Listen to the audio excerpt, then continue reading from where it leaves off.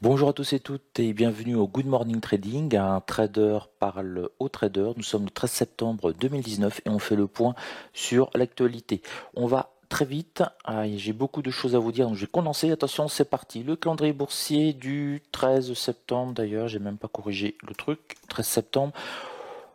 Le matin, 11 heures, le coût du travail en zone euro qui est surveillé. Donc attention, ça peut bouger un petit peu sur les indices européens à 11 heures. Et surtout, on a notre après-midi américaine. Comme bien souvent, 14h30, vente au détail, prix import-export du mois d'août. C'est suivi. 16 heures, ça rebouge un petit peu. Indice de confiance du consommateur de l'Université du Michigan, stock et vente des entreprises. Alors la seule chose qui est importante, c'est le stock et vente des entreprises. Ça permet de prendre le pouls de l'économie américaine. Je vous ai mis l'indice de confiance du Michigan pour à nouveau taper dessus. Cet indice était extrêmement important, c'était quasiment un jour de BCE, cet indice, mais il y a 10 ou 12 ans. À l'époque, le ministre de l'Éducation nationale s'appelait Allègre, voilà, et j'étais un jeune professeur. Je vous le dis parce qu'il y a encore énormément de calendriers boursiers automatiques sur des sites internet où il est marqué comme extrêmement important.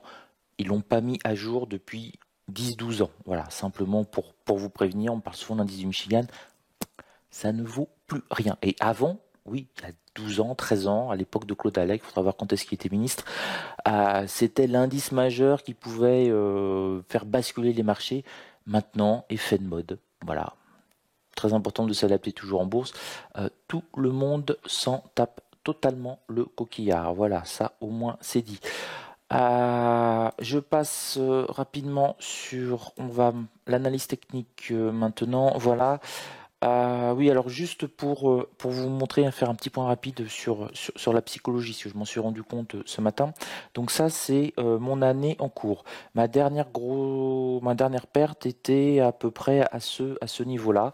Et je pense que vous allez visualiser ici, là, vous visualisez, c'est les 500 derniers trades que j'ai passés avec ProAltime. On descend. Vous voyez, boum, rouge. Donc la dernière fois que j'ai eu un trade rouge, c'était à peu près ici. Donc il y a approximativement 492, j'ai dû faire dans les 492, 493 trades gagnants d'affilée. Et pourquoi je vous en parle? Parce que psychologiquement, boum, ça m'a un petit peu calmé et je me suis dit ah bah je vais me mettre à trader pour arriver en fin de week-end, enfin en fin de semaine à avoir enchaîné 500 trades vers d'affilée.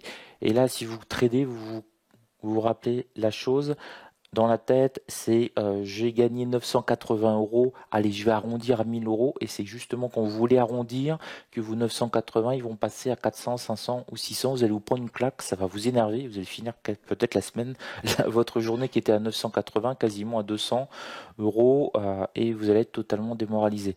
Donc voilà, je m'en suis rendu compte, donc c'est pour ça qu'aujourd'hui, je ne suis pas sûr de trader, d'autant plus que notre coprince nous visite en Andorre et que tout Andorre est pavoisé et qu'on a la possibilité de le rencontrer, de manger des petits fours et tout. Je vais essayer de pas prendre trop de poids, c'est le principal objectif de la journée, ne pas prendre de poids. Mais je voulais juste, voilà, vous rappeler ça.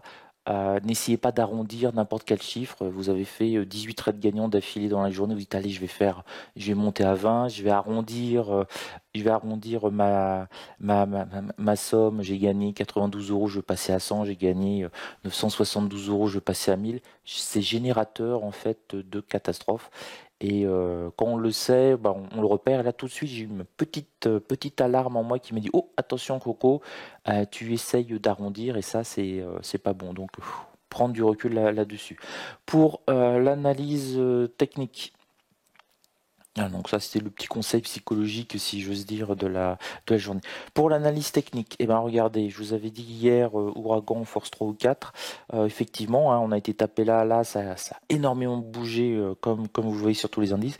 Et puis finalement au réveil, eh ben on se retrouve sur la médiane haute, si j'ose dire. Tant de bruit pour rien. Bah oui, finalement il s'est rien passé 24 heures après, enfin 12 heures après, il s'est rien passé à 17 heures après. Voilà. Il s'est strictement rien passé, sauf que là et là, bah, vous avez des gens qui ont sauté. Voilà. Donc c'est pour ça, ne prenez pas de risque, soyez présent le lendemain. Alors sur le DAX, très intéressante configuration. Je vais d'ailleurs, on verra mieux, passer sur l'écran 4. Voilà. Hop, voilà. Donc très intéressante configuration. Pourquoi? On a été tapé ici en point bas, vous le voyez bien, cette résistance, et on a rebondi. Quelle est la grosse support ou résistance? C'est la résistance 1, c'est la résistance 1 mensuelle, comme vous le voyez là. On arrive en haut du range, attention, on arrive en haut du range.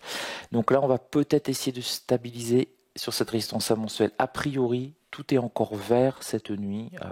Tous les indices futurs progressent.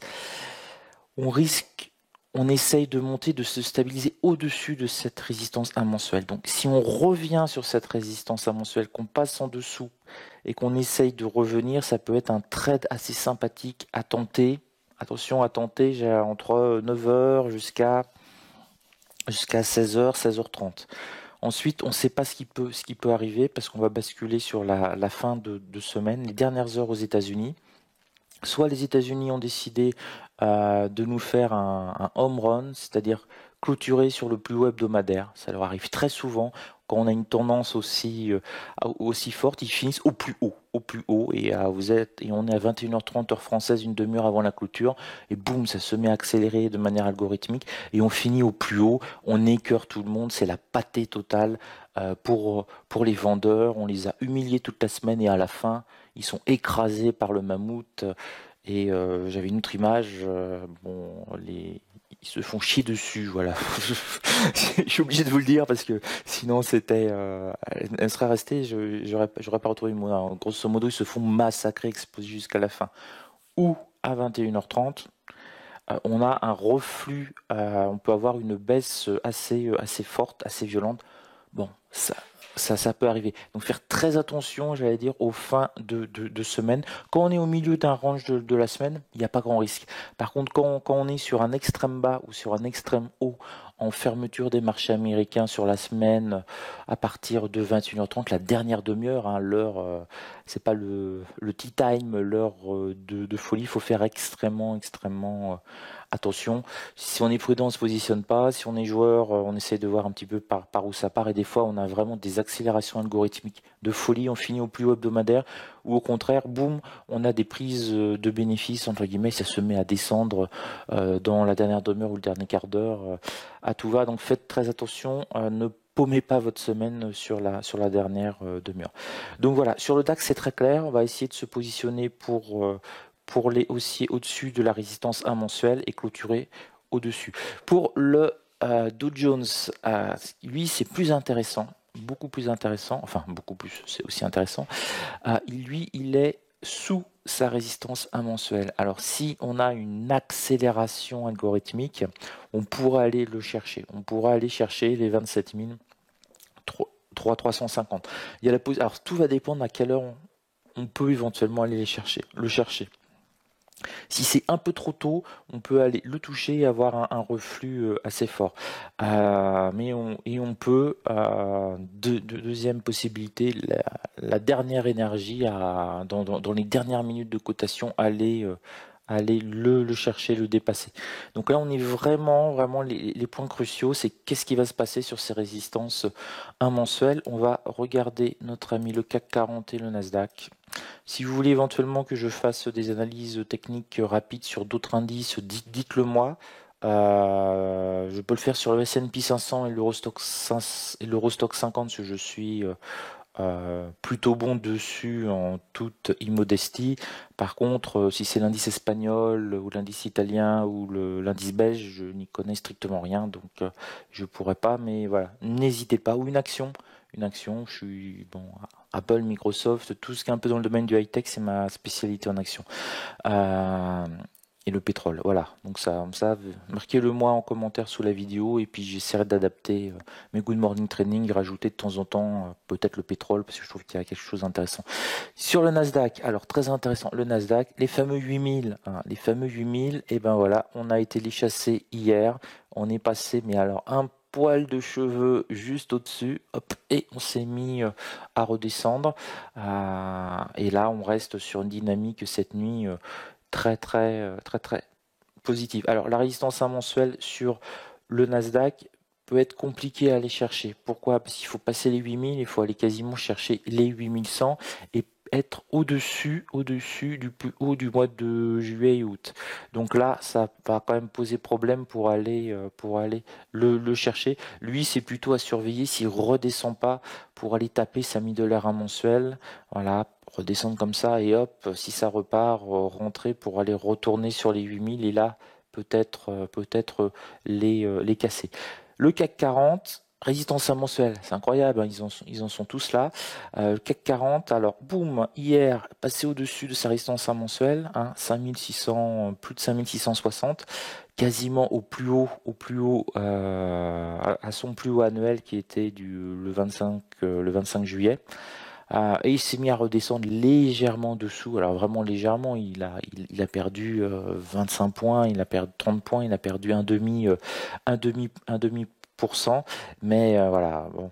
Quand on regarde ça, je vais même vous le mettre en 25 unités journalières.